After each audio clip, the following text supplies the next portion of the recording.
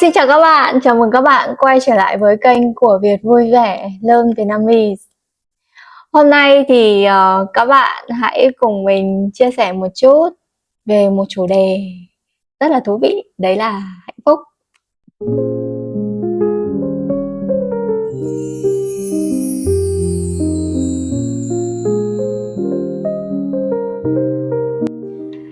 Đã bao giờ các bạn nghĩ hạnh phúc thật sự là gì chưa? Mình nghĩ là mỗi người có một định nghĩa khác nhau về hạnh phúc. Có người thì nghĩ rằng hạnh phúc là khi có thật nhiều tiền. Có người thì nghĩ rằng hạnh phúc là khi có một công việc tốt.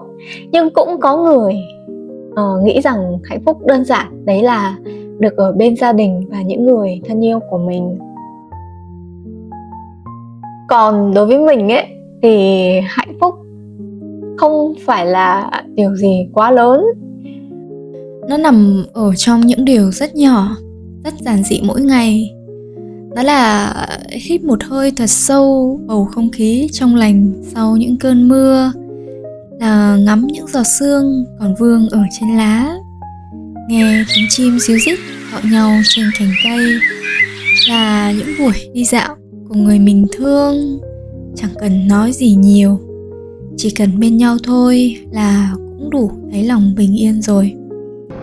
Hoặc là những buổi đêm, đứng từ trên cao nhìn xuống thành phố lấp lánh ánh đèn, nhâm nhi một ly rượu và thả trôi mọi suy nghĩ.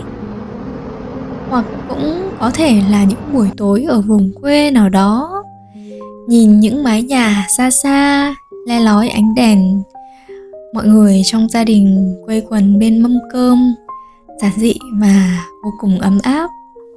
Hoặc là nhìn thấy mọi người hạnh phúc là mình cũng cảm thấy hạnh phúc. Mình biết rằng đôi khi xã hội khiến chúng ta cảm thấy rằng chúng ta phải luôn luôn hạnh phúc, chúng ta phải nỗ lực rất là nhiều. Nếu không thành công, nếu không có nhiều tiền thì chúng ta nghĩ rằng chúng ta không hạnh phúc.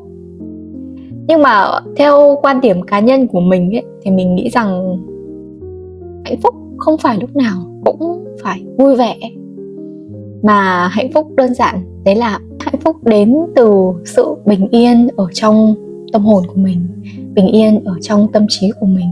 Đối với mình, hạnh phúc không phải là mục tiêu lớn, mà nó là những khoảnh khắc nhỏ ở trong ngày. Mình cảm thấy mình bình yên, mình cảm thấy mình dễ chịu, vậy thôi.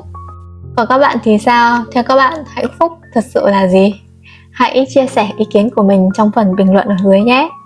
Chúc các bạn có một ngày thật nhiều niềm vui, tìm thấy thật nhiều hạnh phúc trong cuộc sống nhé. Hẹn gặp lại các bạn trong những video tiếp theo. Hẹn gặp lại.